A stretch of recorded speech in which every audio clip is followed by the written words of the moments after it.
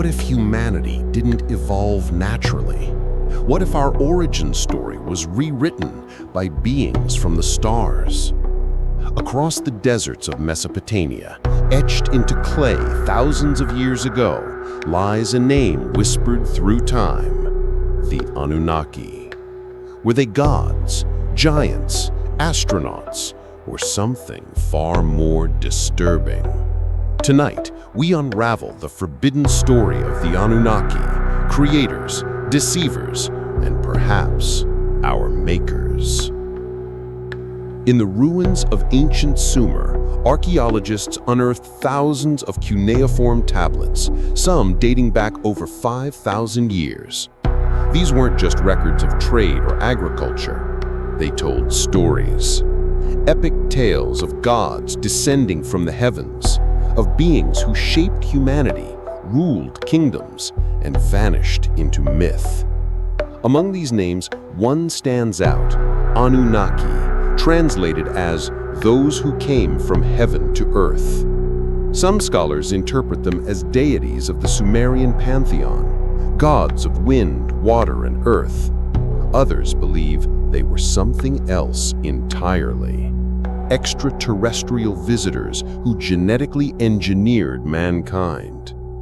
The tablets speak of Enki, the wise god of creation, of Enlil, the stern overlord, of Ninhursag, the mother goddess. But were these divine archetypes or alien rulers? In the 1970s, author Zecharia Sitchin published The 12th Planet, claiming the Anunnaki came from a distant world called Nibiru, a rogue planet that enters our solar system every 3,600 years. According to Sitchin, the Anunnaki arrived on Earth seeking gold to repair their planet's atmosphere. They mined in Africa, struggled with labor, and eventually created a new species, humans, by genetically modifying early hominids. Mainstream scholars dismissed Sitchin's work as pseudoscience. They argued he misinterpreted the tablets, invented connections, and lacked linguistic training. But others saw something deeper.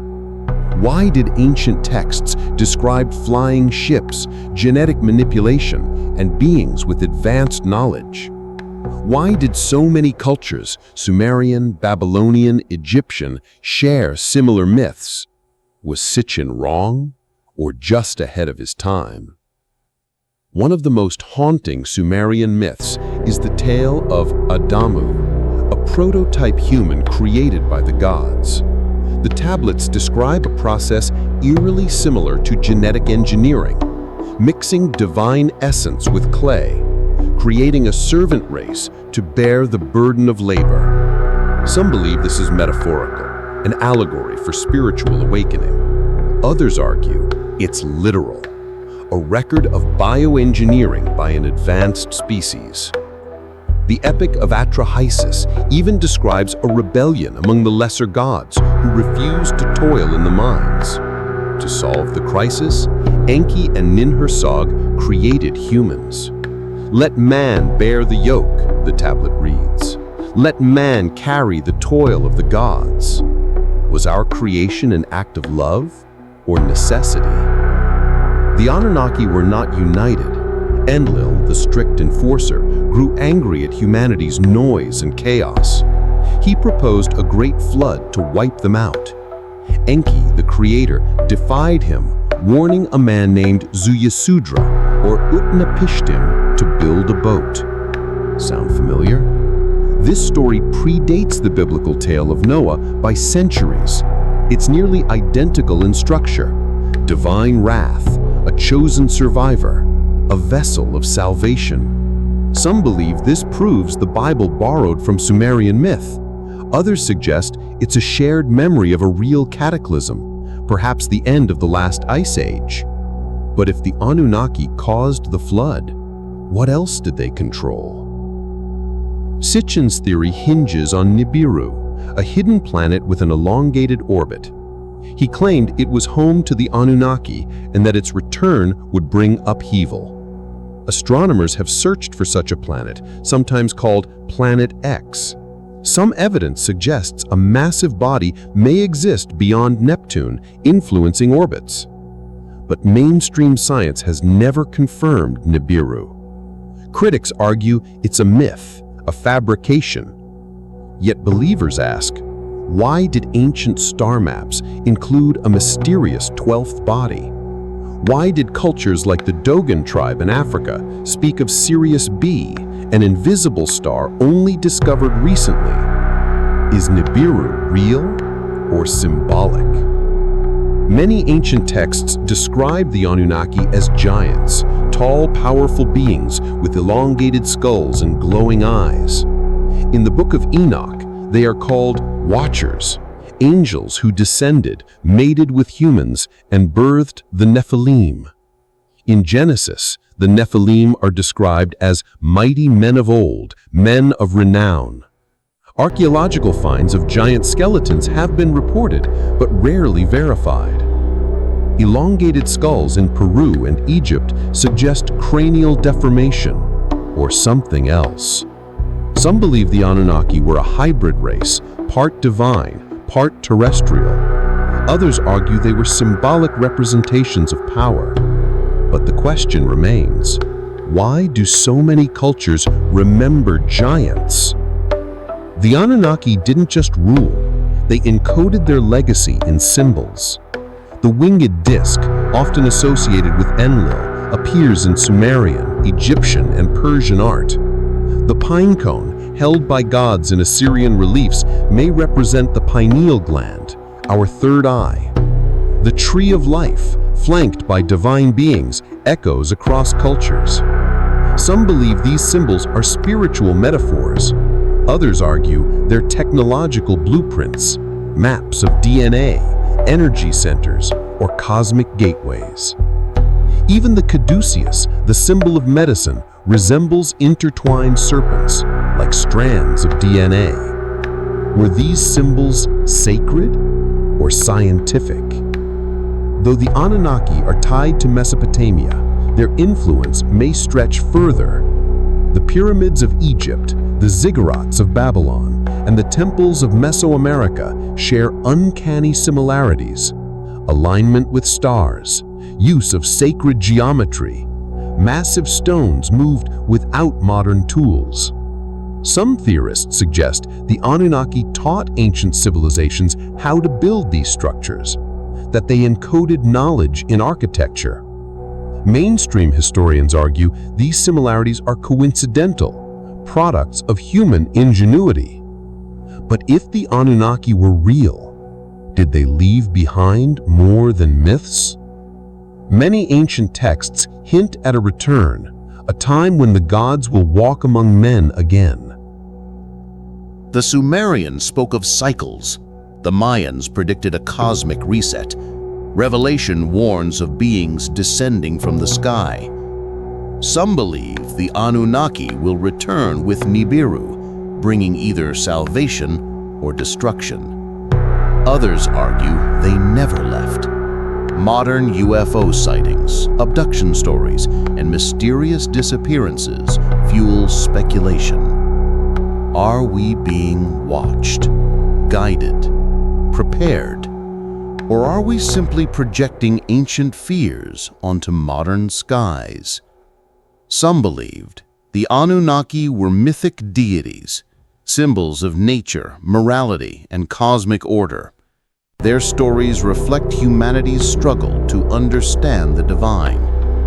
Others say the Anunnaki were real, extraterrestrial beings who shaped our DNA, built our civilizations, and left behind clues. Their legacy is hidden in plain sight. Both interpretations have merit. Both challenge our understanding of history, and both leave us with questions. If the Anunnaki were real, what does that mean for us? Are we the product of divine intention or cosmic experimentation? Is our spirituality rooted in ancient science?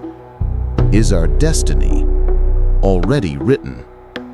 Some believe governments know the truth. hiding evidence in vaults and archives. Others argue the truth is too dangerous, too disruptive. But curiosity persists, and the story refuses to die. Across the world, whispers of forbidden knowledge echo. Scrolls hidden in the Vatican, tablets locked in museum basements, texts banned, burned, or buried. Why would ancient records be suppressed? Why would stories of gods descending from the sky be dismissed as myth when they appear across cultures, continents, and centuries? Some believe the truth threatens the foundations of religion, science, and power.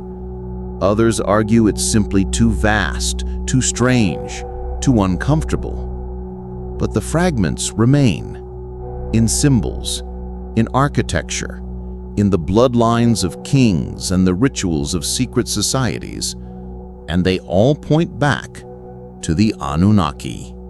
One of the most controversial ideas surrounding the Anunnaki is the royal bloodline theory. It suggests that certain families, pharaohs, emperors, even modern elites, carry genetic traces of the Anunnaki. That divine right to rule wasn't symbolic, it was biological. Ancient kings claimed descent from the gods. Their tombs were filled with star maps, sacred geometry, and relics of unknown origin. Some theorists believe this lineage continues today, hidden in plain sight. Others dismiss it as conspiracy. But the question lingers. If the Anunnaki created us, did they also choose who would lead? Modern science has unlocked the human genome. We've mapped our DNA, traced our ancestry, and discovered anomalies, segments with no known origin. Could these be remnants of Anunnaki intervention? Could our rapid leap from primitive hominids to civilization be unnatural? The Sumerian tablets describe humans as a hybrid race, created for labor, gifted with intelligence, bound by mortality. Some researchers point to the sudden appearance of Homo sapiens, to the missing link, to the leap in brain capacity, language, and culture. Was it evolution or engineering? Across the galaxy, billions of stars burn. Planets orbit. Life may thrive. The Anunnaki story forces us to ask, are we alone? Or are we part of a cosmic experiment? Some believe Earth is a seed planet, visited, cultivated, and watched. Others argue we are the descendants of wanderers, refugees, or rebels. The myths of the Anunnaki may be echoes of a larger truth, that humanity is not the beginning, but the continuation. So what do we make of the Anunnaki? Were they gods? Aliens? Symbols? Did they shape our bodies, our minds, our myths? Interpretation 1. The Anunnaki are archetypes, reflections of our desire to understand creation, power, and destiny. Their stories are metaphors for the human journey. Interpretation 2. The Anunnaki were real, beings from beyond who intervened, created, ruled, and left. Their legacy is encoded in our DNA, our architecture, and our religions. Both views challenge us, both demand curiosity, and both leave us with a haunting possibility. What if the gods we worship were once flesh and blood? What if our myths are memories? What if the story of humanity is not ours alone? The Anunnaki may be gone, or they may be watching, waiting, returning. But their story, etched in clay, whispered in temples, and buried in our bones, refuses to die. The question isn't whether the Anunnaki were real. The question is, what part of them still lives in us?